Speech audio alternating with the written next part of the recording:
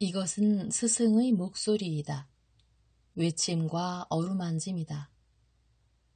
이 목소리가 회개하기를 원치 않는 사람들에게 말할 때에는 외침이 되고, 비록 불완전하더라도 하느님과 그분의 말씀을 찾아내려는 착한 뜻을, 하느님과 그분의 말씀을 찾아낸 다음에는 자기를 거룩하게 하려는 착한 뜻을 가진 사람들에게 말할 때에는 어루만짐이 된다. 이 사람들에게는 말씀이 친구의 어루만짐이 되고 예수의 축복이 된다. 43. 예루살렘 입성 전 금요일. 회개하지 않는 가리옷의 유다. 580. 1947년 3월 19일. 원한다면 너희는 가고 싶은 곳에 가도 된다. 나는 오늘 유다와 야고보와 함께 여기 남아있겠다. 여자 제자들이 올 것이다. 예수께서는 집의 현관 아래 그분 주위에 모여있는 사도들에게 말씀하신다. 그리고 덧붙이신다. 하지만 해 지기 전에 모두 여기 돌아와야 한다는 것을 잊지 말아라. 그리고 조심해라. 너희에 대한 보복을 피하기 위해서 사람의 눈에 띄지 않도록 애써라. 나는 여기 남아있겠습니다. 제가 예루살렘에 가서 뭘 하겠어요? 베드로가 말한다. 나는 갈 거야. 우리 아버지께서는 틀림없이 나를 기다리고 계실 거야. 그분은 포도주를 주고 싶어 하시거든. 오래된 약속이긴 해도 우리 아버지는 정직한 분이시니까 약속을 지키실 거야. 자네들은 파스카 만찬에 아주 놀라운 포도주를 맛보게 될 걸세. 라마에 있는 우리 아버지의 포도밭이 아주 훌륭하거든. 그 지역에서는 유명해. 토마스가 말한다. 라자로의 포도주도 아주 훌륭해.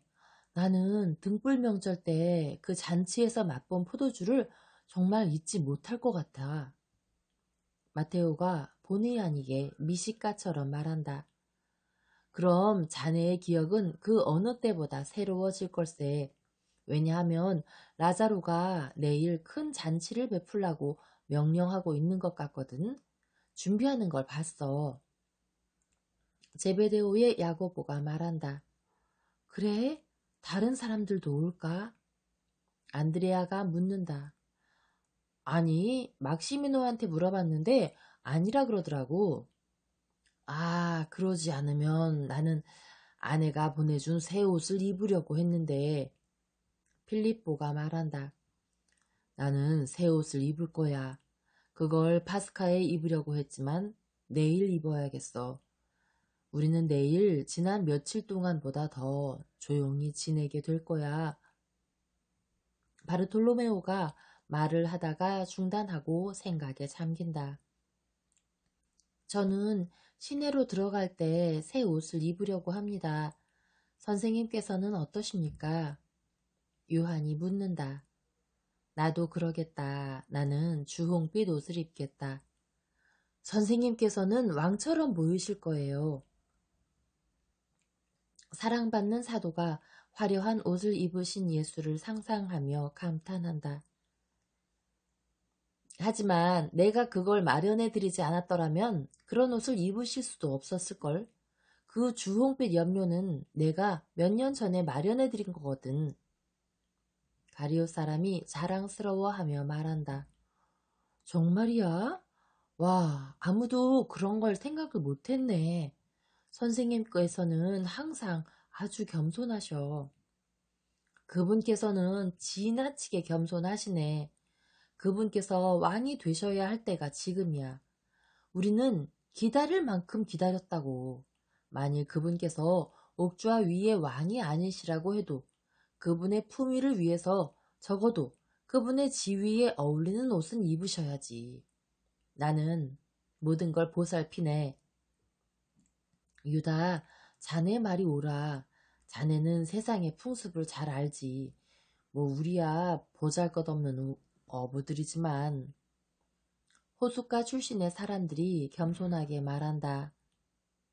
세상의 빛, 세상의 거짓 황혼빛 안에서 볼 때 늘 그렇듯이 유다의 조악한 합금이 갈릴레아 사람들의 마음에 거칠지만 순수하고 진실하고 정직한 금보다 더 고귀한 금속으로 보인다.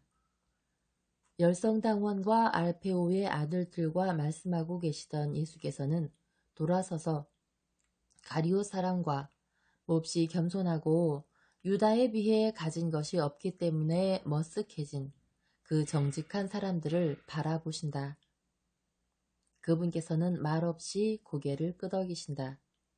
그러나 그분께서는 유다가 막 어디를 가려는 사람처럼 샌들끈을 졸라매고 겉옷의 매무새를 만지는 것을 보시고 그에게 물으신다. 어디로 가려고 하느냐? 시내요. 나는 야고보와 함께 너를 여기 있게 하겠다고 너에게 말했다. 저는 당신께서 당신의 사촌 유다에 대해서 말씀하시는 줄 알았지요. 그럼 저는 죄수 신세로군요.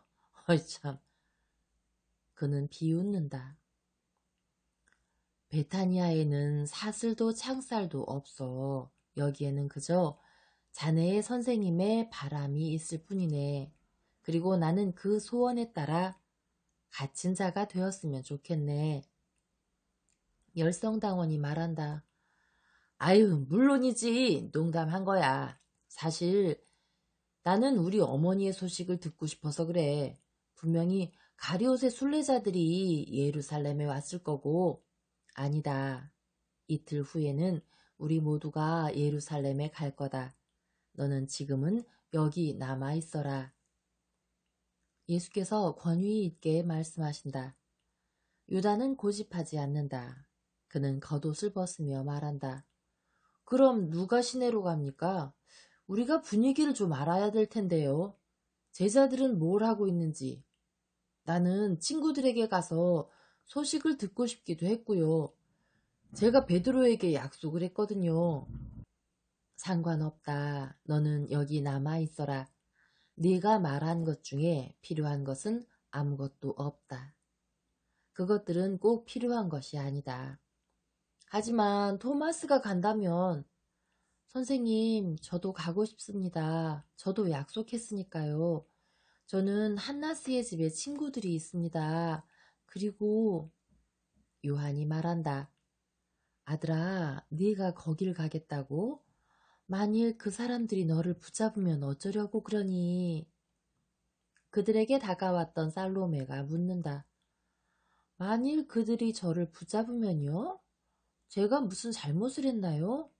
저는 아무것도 하지 않았어요. 그래서 저는 주님을 두려워하면 안 돼요. 그리고 서로 그들이 저를 붙잡는다 해도 저는 떨지 않을 거예요. 아이고, 당돌한 새끼 사자 같으니라고. 자네가 떨지를 않는다고? 그 사람들이 우리를 얼마나 미워하는지 자네 몰라? 만일 그 사람들이 우리 붙잡으면 죽음이야. 응? 알겠어? 가리오 사람이 그에게 겁을 주려고 말한다. 그럼 자네는 왜 거기 가려고 하는 건데? 자네는 면책 특권이라도 가지고 있나? 어떻게 해서 그런 특권을 얻었는데? 나에게 말해주게. 그럼 나도 그렇게 하겠네. 유다는 갑자기 깜짝 놀라고 화가 난 것처럼 보인다. 그러나 요한의 얼굴이 너무 맑아서 배반자는 안심한다. 그는 그 말에 계략도 의심도 없다는 것을 깨닫는다. 그래서 그는 말한다. 나야 뭐 아무것도 한 건 없지. 그렇지만 나는 총독 가까이에 몇 명의 좋은 친구들이 있거든. 그래서 됐네. 이제는 비가 그쳤으니까 가고 싶은 사람은 가세. 우리는 여기서 시간을 보내고 있는데 정오가 되면 다시 비가 올 수도 있어. 가고 싶은 사람들은 다 어서 서두르게. 토마스가 그들을 재촉하며 말한다. 저는 가도 됩니까, 선생님? 요한이 묻는다. 그래, 가거라. 거봐. 항상 똑같아. 요한은 가도 되고, 다른 사람들도 가도 되고, 나에게는 항상 안 된다고만 하셔. 내가 자네 어머니의 소식을 알아보겠네. 요한이 그를 진정시키기 위하여 말한다. 나도 그러겠네. 나도 자네와 토마스와 함께 가겠네. 열성당원이 말한 다음 덧붙인다. 선생님, 제가 나이가 좀 있으니 젊은이들이 흥분하지 않게 가라앉힐 수 있습니다. 나는 가리옷 사람들을 아주 잘 아네. 가리옷 사람을 보게 되면 가서 그를 만나겠네. 유다, 내가 자네 어머니의 소식을 자네에게 가져오지. 침착하게 마음을 가라앉히고. 유다, 지금은 파스카일세. 우리 모두가 이 명절의 평화와 이 축제의 기쁨을 느끼네. 왜 항상 자네만 마음의 평화를 누리기를 원치 않고 그렇게 불안하고 그렇게 뚱하고 그렇게 불만이 많은가. 파스카는 하느님께서 지나가시는 거야. 파스카는 우리 히브리인들이 가혹한 멍에에서 해방된 명절이고 지극히 높으신 하느님께서 우리를 구원해 주셨네.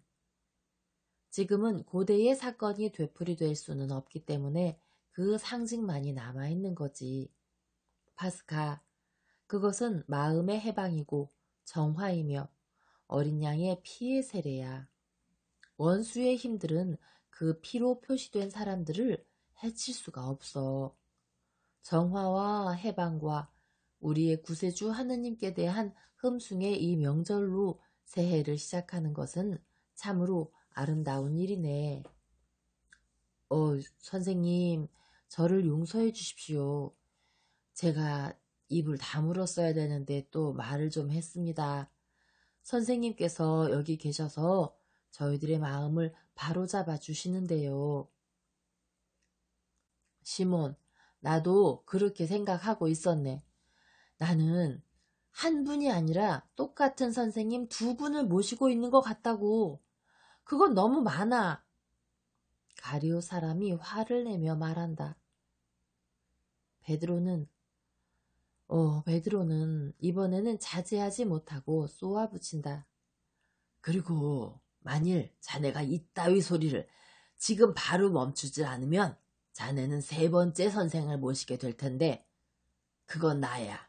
그리고 자네에게 맹세하네만 내 주장들은 말보다 더 설득력이 있을 거야. 자네는 그래서 동료를 때리기라도 하겠다는 건가? 묵은 갈릴레아 사람을 바닥에 앉히려고 그렇게 많은 노력을 했는데도 자네의 진짜 성질이 다시 수면으로 올라온단 말인가? 수면으로 올라오는 게 아니야. 그건 항상 수면 위에 있었네. 나는 이중 성격은 쓰지 않아. 그렇지만 자네 같은 야생 당나귀들을 길들이는 데는 한 가지 방법밖에 없다는 게 문제라고. 그건 흠씬 두들겨 패는 거야. 자네는 그분의 친절과 우리의 참을성을 남용하는 걸 부끄러운 줄 알아야지. 가세 시몬, 가세 요한, 토마스 가자고. 선생님, 안녕히 계십시오. 저도 떠나겠습니다. 왜냐하면 만일 제가 여기 그대로 있다가는 더 이상 자제할 수가 없을 거라서 그렇습니다. 베드로는 의자 위에 있는 겉옷을 집어들고 급히 입는데 너무 화가 나 있어서 자기가 겉옷을 거꾸로 입는다는 것조차 알지 못한다.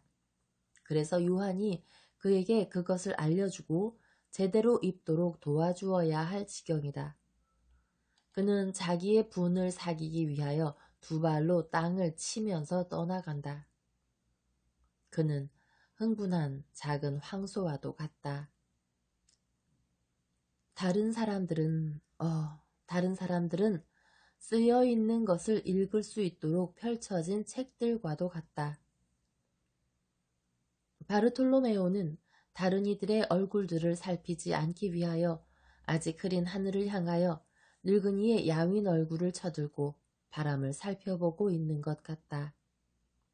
예수의 얼굴은 실로 너무 괴로워하는 얼굴이고 가리옷 사람의 얼굴은 정말 믿을 수 없는 얼굴이다.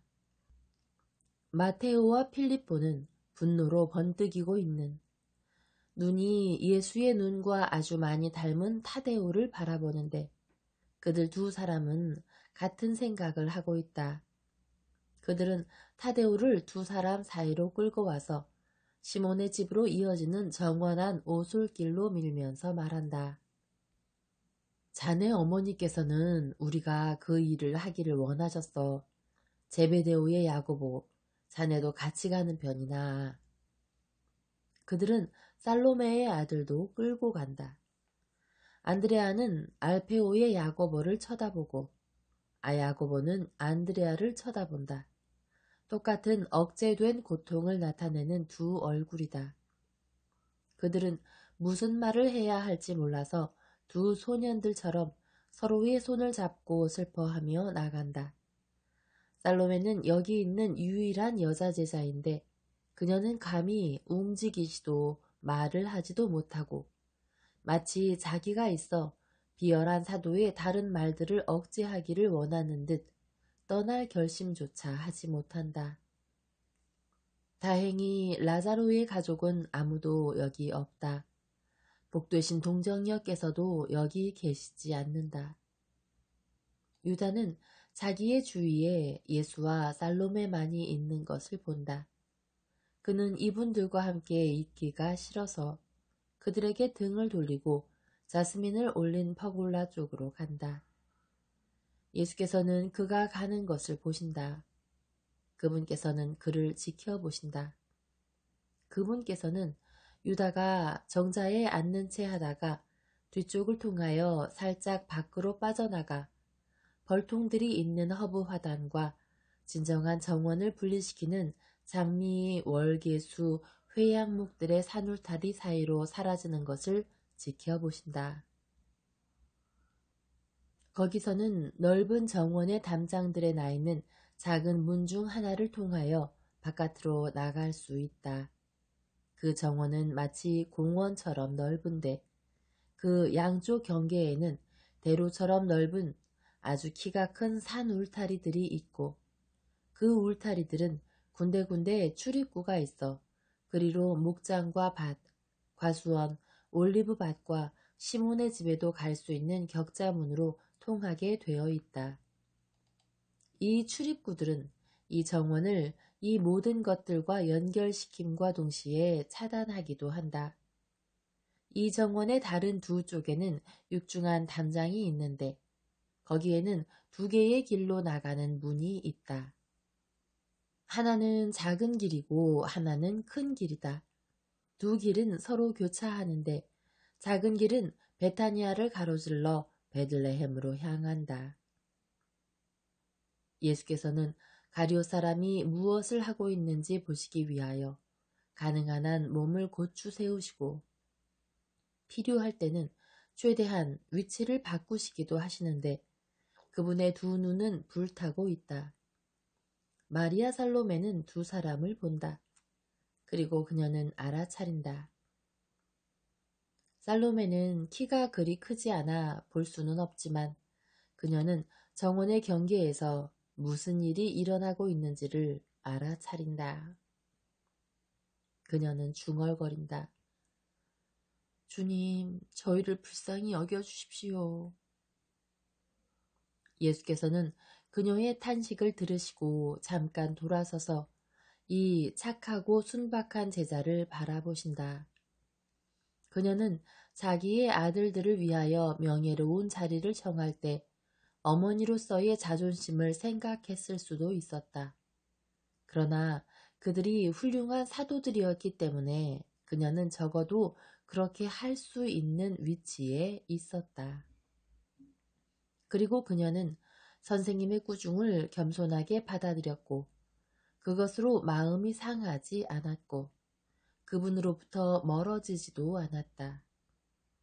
반대로 그녀는 더 겸손하고 선생님께 더 순종적으로 되어 자기가 할 수 있을 때마다 그분의 그림자처럼 따라다니고 그분의 희망을 앞지르고 그분을 기쁘게 해드리기 위하여 그분의 가장 작은 표정들까지 살핀다.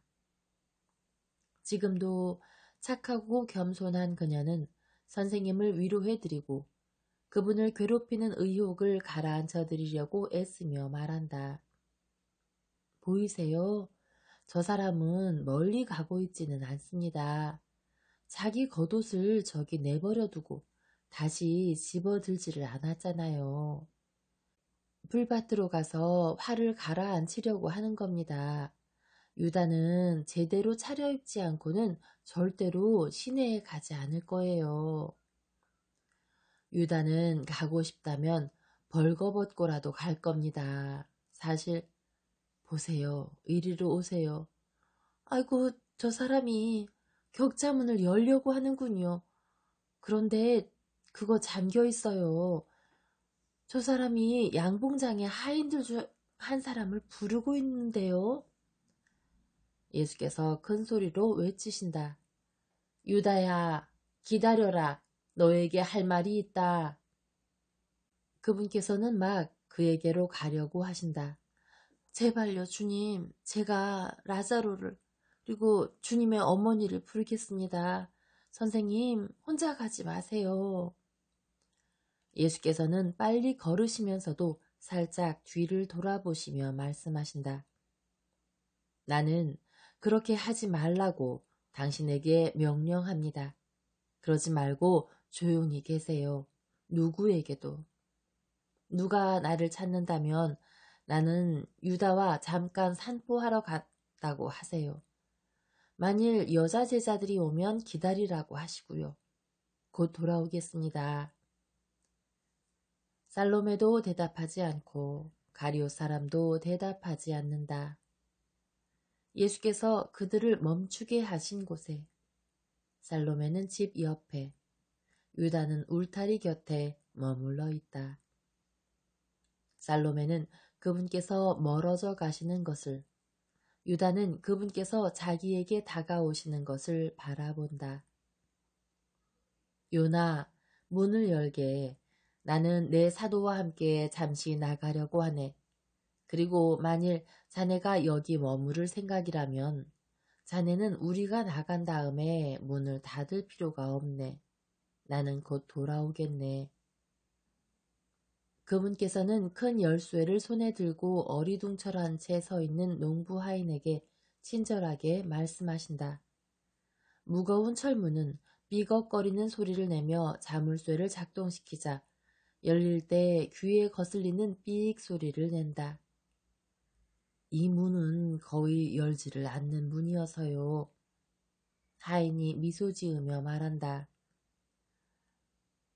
아이고, 녹이 슬었구나. 이렇게 뭐든지 한가하게 지내면 좋지를 않게 됩니다. 녹도 슬고 먼지도 끼고 개구쟁이들도 넘나들고 저희도 마찬가지지요. 만일 저희가 항상 저희 영혼을 갈고 닦지 않는다면 말입니다. 요나, 자네 말이 옳으네. 자네 생각은 현명한 것이야. 많은 랍비들이 자네의 생각을 부러워할 걸세. 아, 저에게 그런 생각을 떠오르게 해주는 것은 제 벌들과 선생님의 말씀입니다. 그건 정말로 선생님의 말씀입니다. 그 다음에 벌들이 제가 그 말씀들을 깨닫도록 만들어주지요. 왜냐하면 우리가 이해할 줄만 안다면 모든 것이 다 목소리를 가지고 있으니까요. 그래서 저는 말합니다. 뇌와 심장이 어디 있는지를 제가 알지 못하는 곤충들인 벌들도 그놈들을 창조하신 분께 복종하는데 마음도 뇌도 영혼도 있고 선생님의 말씀을 듣기도 하는 나도 선생님께서 우리가 행해야 한다고 말씀하시는 것을 항상 행하면서 제 영혼을 지옥의 원수들이 놓아둔 아무런 녹이나 먼지나 진흙이나 지푸라기나 돌이나 덧들이 없이 아름답고 밝게 만들어 벌들이 하는 일을 해야 하지 않겠는가 하고요. 자네 말이 지당하네. 자네의 벌들을 본받게. 그러면 자네의 영혼은 귀중한 성덕들이 가득한 풍요로운 벌통이 되고, 그래서 하느님께서는 오셔서 그것을 즐기실 것이네. 잘 있게 요나. 평화가 자네와 함께 있기를. 예수께서는 그분의 앞에 상체를 숙이고 있는 하인의 반백의 머리에 한 손을 얹으신 다음에 두꺼운 진홍빛 양탄자처럼 아름다운 붉은 토끼풀이 뒤덮인 풀밭 쪽으로 난 길로 나가신다. 반짝이는 벌들이 윙윙거리며 이 꽃에서 저 꽃으로 날아다닌다.